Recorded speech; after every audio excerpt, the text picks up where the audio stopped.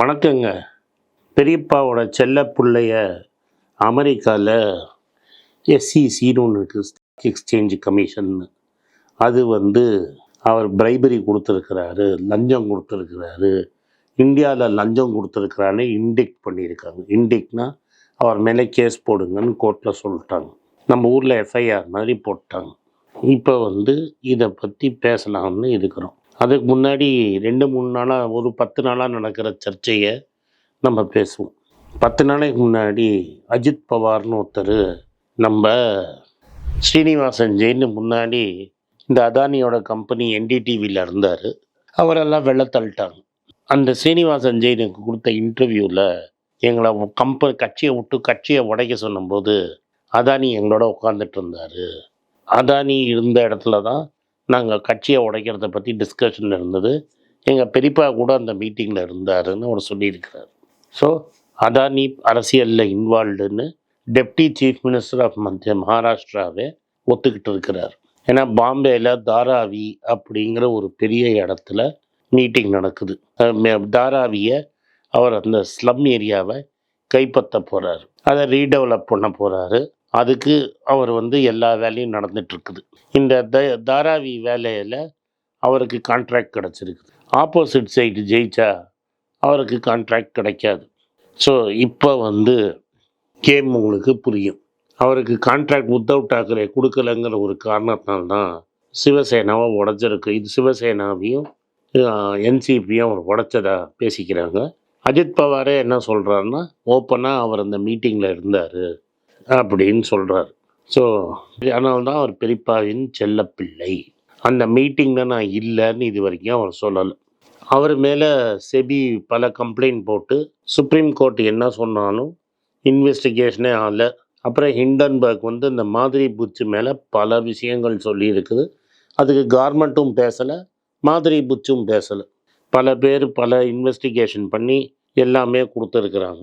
இப்போ ஆனால் அமெரிக்காவில் ஒரு சட்டம் இருக்குது. அமெரிக்காவில் என்ன சொல்லுதுன்னா, அந்த ஊரில் யாராவது பணம் ரைஸ் பண்ணி வெளியூரில் கரப்ஷன் பண்ணால் அவங்க மேலே நீங்கள் கேஸ் போடணும் அப்படின்னு ஒன்று இருக்குது. நம்மளால் பில்லியன்ஸ் ஆஃப் டாலர் அங்கே பாண்டு மார்க்கெட்டில் போட்டு பணம் ரைஸ் பண்ணியிருக்கிறார். இன்ஃபேக்ட் இந்த கம்ப்ளைண்ட் வரத்துக்கு ஃபியூ ஹவர்ஸ் முன்னாடி கூட ஒரு 300-400 மில்லியன் டாலரு அவர் வாங்கியிருக்கிறார். இப்போ US district court eastern district of நியூயார்க்கில் இந்த கேஸ் போடப்பட்டிருக்குது. இதில் டோட்டலாக 150 பாயிண்ட் இருக்குது. மெயினாக சாராம்சம் சொல்கிறேன், அதில் 120வது பாயிண்டில் இருக்கிற விஷயத்த சொல்கிறேன். ஸோ தட் இதுதான் மீன்.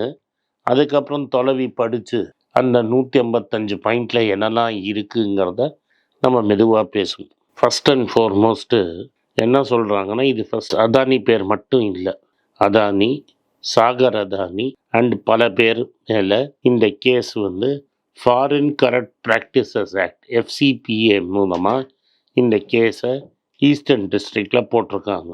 இவர் என்ன சொல்கிறாங்கன்னா, இந்த டிஃபெண்டன்ட்ஸ் அப்படின்னு இருக்கிறது, இதில் குர்காமில் ஒரு கம்பெனி இருக்குது, அசூர் பவர் கம்பெனின்னு. இந்த கம்பெனியெல்லாம் சேர்ந்து ஒரு elaborate scheme to bribe Indian government officials, Indian கவர்மெண்ட்டில் லஞ்சம் கொடுத்துருக்குறாங்க. பில்லியன்ஸ் ஆஃப் டாலர்ஸ் அப்படிங்கிற பணத்தை அடிச்சிருக்கிறாங்க. லாபத்துக்கு இவங்க அடிச்சிருக்கிறாங்க. தட் இஸ் ஒரு 8,000 கோடி லாபம் ஒரு பில்லியன்னா, இவர் செவரல் பில்லியன் டாலர்ஸுங்கிறாரு. சில இடத்துல 2 பில்லியன் டாலர்ஸ்ன்னு போட்டிருக்காங்க. இந்த அசூர் பவர் கம்பெனியோடது ஸ்டாக்கு யூஎஸில் நியூயார்க் ஸ்டாக் எக்ஸ்சேஞ்ச் ட்ரேட் ஆகிறதுனால இந்த case எடுத்திருக்கோங்கிறாங்க. Adani sir Adani கிரீனுங்கிற company மட்டுமே 175 மில்லியன் டாலர் யூஎஸ் இன்வெஸ்டர்ஸ்டேன்னு வாங்கியிருக்காங்க அப்படின்னு சொல்கிறாங்க. அதானி அண்டு அவரோட நெவ்யூ சாகர் அதானி ஒரு பிரைபரி ஸ்கீம் ரெடி பண்ணி கான்ட்ராக்டை எடுத்திருக்காங்க. மார்க்கெட் ப்ரைஸோட ஜாஸ்தி விலையில் கான்ட்ராக்ட் எடுத்து அதானி கிரீனுக்கும் அசூர் பவருக்கும் லாபம் கிடச்சிருக்குங்கிறாரு. சாகர் அதானி அதானி கிரீனோட கம்பெனியில் டைரக்டராக இருக்கார். இந்த கன்ஸ்பிரசி பண்ண பல பேர் அதானியை நம்பர் அப்படிங்கிறதும் பிக் மேன் அப்படிங்கிற பேர்லேயும் கோட் நேமில் ரெஃபர் பண்ணியிருக்காங்க. சாகர் அதானி அவர் செல்ஃபோன் மூலமாக என்னெல்லாம் பிரைபு போயிருக்குன்னு ட்ராக் பண்ணியிருக்கிறாரு. இந்த பிரைபரி வந்து September 2021 Adani green $750 million rice பண்ணாங்க. அதில் அமெரிக்காவில் இருக்கிறவங்க $175 மில்லியன் கொடுத்துருக்காங்க. அப்படிங்கும்போது இது நடந்திருக்கு. அதுக்கப்புறம் அசூர் பவரை சேர்ந்த சிரில் கெபனேஸ் அப்படிங்கிறவரும் இந்த அசூர் பவரில் இருக்கிறவரும் இந்த பிரைபரி ஸ்கீமில் இருந்திருக்கிறாங்க. இந்த சில்லி கேப்ரேஸுங்கிறவர் ஆத்தரைஸ் பண்ணதில் இம்பார்ட்டன்ட் பர்சன் அப்படின்னு சொல்கிறாங்க. அசூர் பவர் வந்து இந்த ஸ்கீமில் இன்வால்வ்டு அப்படின்னு தெளிவாக சொல்கிறாங்க. இந்த கம்ப்ளைண்ட் யார் பேரெல்லாம் சொல்லுது? கௌதம் அதானி, சாகர் அதானி, ரஞ்சித் குப்தா, ரூபேஷ் அகர்வால், சிரில் கேபினிஸ், வினீத் ஜெயின், தீபக் மல்ஹோத்ரா அப்படிங்கிறாங்க. இந்த சிரில் கேபினிஸ் தவிர மற்றவங்கள்லாம் இந்தியன் சிட்டிசன்னு, இந்த சிரில்ங்கிறவர் ஃப்ரெஞ்ச் அண்ட் ஆஸ்திரேலியன் சிட்டிசன்னு அப்படின்னு சொல்கிறாங்க. இப்போ இது வந்து அதானி அண்ட் வினீத் ஜெயின் வந்து $3 பில்லியன் லோனில் வாங்கியிருக்கிறாங்க. அப்போது இந்த விஷயத்தை ஃபுல்லாக சொல்லலை அப்படிங்கிறது தான் அக்யூசேஷன். அதுக்கப்புறம் இன்னும் என்ன சொல்கிறாங்க, ஒரு அரெஸ்ட் வாரண்ட்டு அதானிக்கும் அவரோட பசங்களுக்கும் அந்த நெவ்யூக்கும் கொடுத்துருக்காங்க. இப்போ லா என்ஃபோர்ஸ்மெண்ட் டிபார்ட்மெண்ட்டுக்கு இந்த வாரண்ட்டு கொடுக்கப்படும். இந்தியாவில் இந்த வாரண்ட்டை எக்ஸிக்யூட் பண்ணுவாங்களான்னு ஒரு கேள்வி. இவ்வளோ தூரம் டேட்டா அமெரிக்காவில் இருக்கும்போது ஏன் செபி வந்து இதை ஃபுல்லாக இன்வெஸ்டிகேட் பண்ணலை அப்படிங்கிற கேள்வி வரும். இப்போ என்ன சொல்கிறாங்கன்னா 120வது பாயிண்ட்டை மட்டும் கேர்ளு பண்ணுங்க. இந்த 120வது பாயிண்ட்டில் March 19, 2024 இண்டிவிஜுவல் நம்பர் 2, நீங்களே அதை யாருன்னு பார்த்துக்கோங்க. அந்த டாக்குமெண்ட்டை இங்கே போடுறேன். Individual number 2, employees of 2, financial institution number 3, finance institution number 4. இது யாரும் இல்லை, இந்த பேரெல்லாம் முன்னாடியே நான் சொல்லிட்டேன். இவங்க வந்து இந்தியன் எனர்ஜி கம்பெனி வந்து நேஷ்னல் ஸ்டாக் எக்ஸ்சேஞ்சுக்கும் பாம்பே ஸ்டாக் எக்ஸ்சேஞ்சுக்கும் ஒரு லெட்டர் போட்டு கொடுத்துருக்காங்க. இந்த இந்தியன் எனர்ஜி கம்பெனி மூலமாக இந்த நபர்கள்லாம் கொடுத்ததில் ஃபால்ஸாக ஸ்டேட்மெண்ட் கொடுத்துருக்காங்க. இந்த லெட்டரில் என்ன சொல்லுதுன்னா, Indian energy company department of justice அமெரிக்காலேருந்து எங்களுக்கு நோட்டீஸே வரலைன்னு சொல்லியிருக்காங்க. இது தவறு. நாங்கள் முன்னாடியே நோட்டீஸ் கொடுத்துருக்கோம். இந்த இமெயிலில் நியூஸ் ஆர்டிக்கல் வந்து இந்தியன் எனர்ஜி கம்பெனிக்கு இது மாதிரி ஒரு நியூஸ் ஆர்டிக்கல் மூலமாக இது மாதிரி அலிகேஷன் இருக்குன்னு தெரியும். பல பேருக்கு ரைட்டிங்கில் அவங்க ரிப்ளை கொடுத்துருக்காங்க.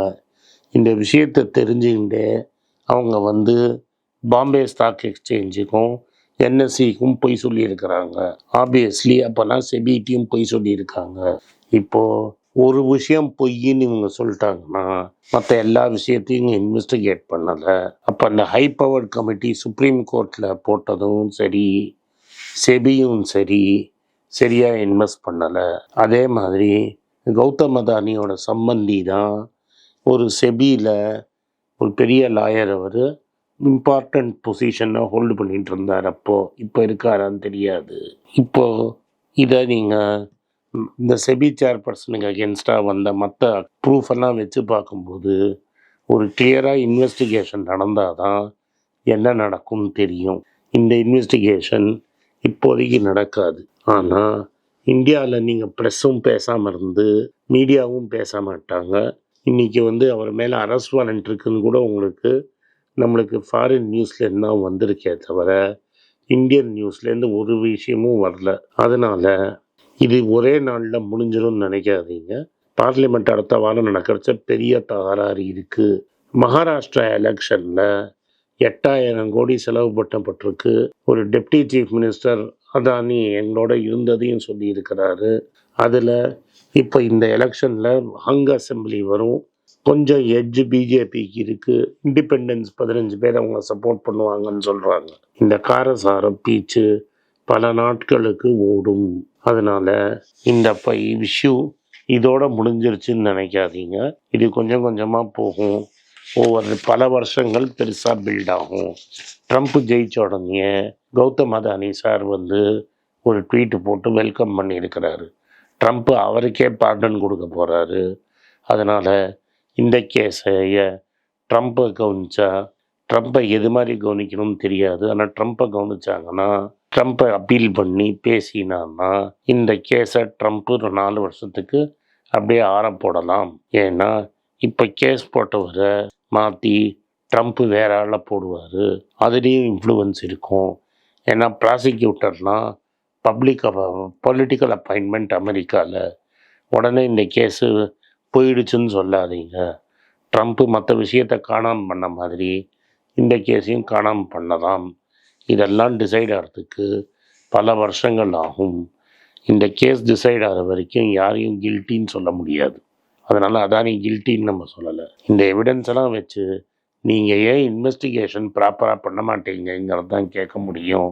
இன்வெஸ்டிகேட் பண்ணுங்கன்னு தான் சொல்ல முடியும். அஜித் பவார் சொன்ன பிரமாவே இன்வெஸ்டிகேஷன் கிளியராக நடந்திருக்கணும். நன்றி, வணக்கம்.